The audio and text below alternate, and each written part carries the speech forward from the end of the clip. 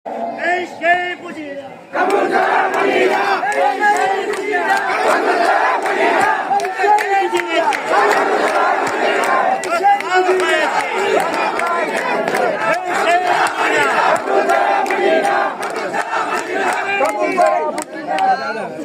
প্রিয় মানুষেরা যারা আছেন, আমার বক্তৃতা আসলে দেওয়া উচিত।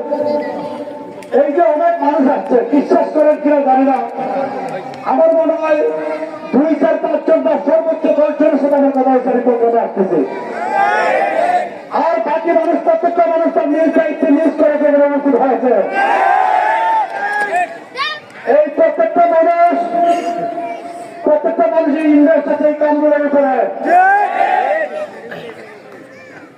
মানুষ এমন এক জিনিস, মানুষ যা চায় তা আদায় করে চায়।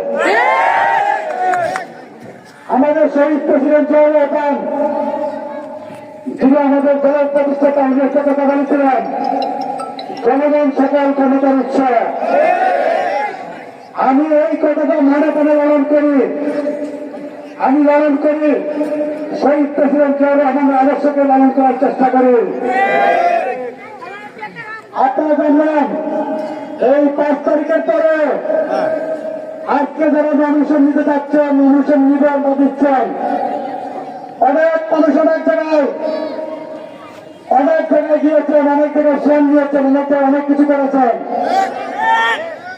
আমি কোথাও শ্রম দিই নাই, আমি কোথাও চাঁদাবাজি করি নাই, কারণ আমি বিপ্লবী।